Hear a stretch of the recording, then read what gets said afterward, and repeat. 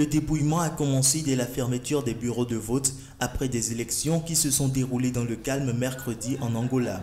Ce 23 août, plus de 9 millions d'électeurs ont voté pour choisir un successeur au président José Eduardo dos Santos qui a décidé de prendre sa retraite après un règne autoritaire de 38 ans à la tête de son pays en pleine crise économique.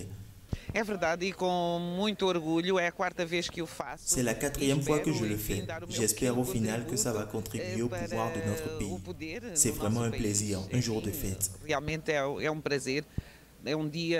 Para mim é dia de festa realmente. Sim, senhora.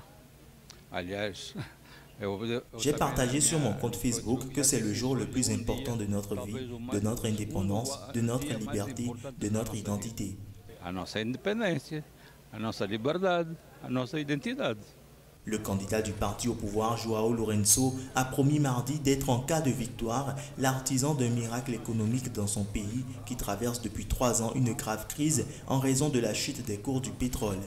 Candidat du mouvement populaire pour la libération de l'Angola MPLA au pouvoir depuis 1975, l'ex-ministre de la Défense fait figure de grand favori des élections.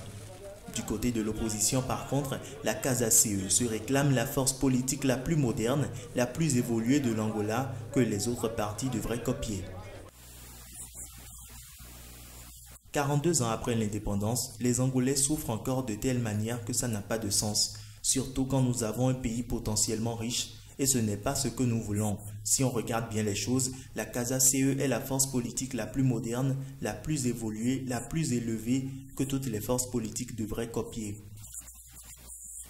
Si le scrutin s'est déroulé dans le calme, à l'issue de cette journée, l'UNITA, le parti d'opposition historique, a dénoncé des fraudes en province et notamment à Ouambo où il aurait découvert des urnes déjà remplies. La commission électorale indiquait, elle, n'avoir relevé aucun incident notable. Les premiers résultats de ces élections générales sont attendus d'ici vendredi.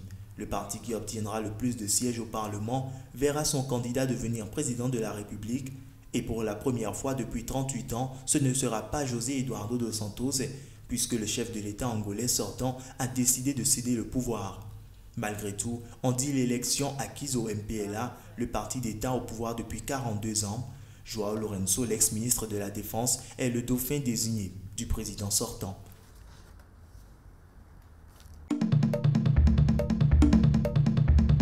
Les enfants qu'on sort de la terre, dessous la terre, les femmes, les bébés que l'on sort sous la terre, sous les décombres, c'est absolument triste. 5 corps, dont ceux de 2 enfants, ont d'abord été sortis des décombres, puis transportés dans une morgue de Conakry. Ensuite ont suivi 3 autres qui ont été extraits des débris.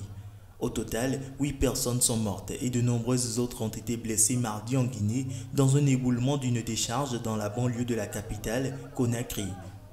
C'était prévisible. C'était prévisible. Il est souhaitable que l'on anticipe et aujourd'hui certains sont morts, mais il est souhaitable que l'on prenne des dispositions pour que ces cas-là se répètent. Selon le directeur de la sûreté urbaine de Conakry, la décharge est tombée sur 3 maisons. Beaucoup de personnes se trouvent encore sous les décombres. Il faut envoyer des machines, le terrain est difficile d'accès, a-t-il ajouté. Cet éboulement survient après les glissements de terrain et les coulées de boue qui ont fait 499 morts à Freetown et détruit des quartiers de la capitale sierra-léonaise dans la nuit du 13 au 14 août. On ne peut pas prendre des dispositions sans qu'on finisse de sortir déjà des décombres. Je suis trop choqué encore. L'État est là, l'État ne fait rien. Depuis fort longtemps, l'État devrait jouer son rôle. Mais regardez aujourd'hui ce qui s'est passé. Les forces de l'ordre étaient déployées en nombre dans la zone de la catastrophe où les secouristes s'activaient pour rechercher des rescapés. 2 personnes piégées dans les décombres ont été extraites vivantes par les secouristes. Il était sous les décombres.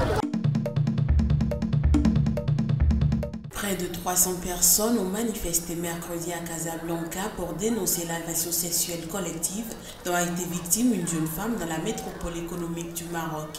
Une vidéo diffusée dimanche sur les réseaux sociaux montre clairement un groupe d'adolescents hilars bousculer violemment une jeune femme en pleurs dans un bus en plein jour, essayant de la déshabiller et touchant ses parties intimes. Une affaire qui a profondément choqué l'opinion publique. Personne ne peut rester indifférent à ce drame qui s'est passé dans ce bus et ça nous concerne tous. Voilà, il se trouve que ce drame a été filmé, donc on a entendu parler, mais je n'ose même pas imaginer le nombre de drames similaires qui se passent peut-être tous les jours dans les bus ou ailleurs dans les lieux publics. Depuis la diffusion de la vidéo, de nombreux médias locaux tirent la sonnette d'alarme sur le harcèlement des femmes dans les rues, avec en toile de fond une crise des valeurs dans une société tiraillée entre modernité et conservatisme. Les 6 agresseurs, tous mineurs, ont été arrêtés. Je me sens concernée parce que j'aurais pu être cette fille, parce que je suis cette fille quand je marche dans la rue. Encore, je suis une maman, je suis une artiste qui est respectée, mais je suis aussi sujette à ce genre d'agression, ne serait-ce que verbale.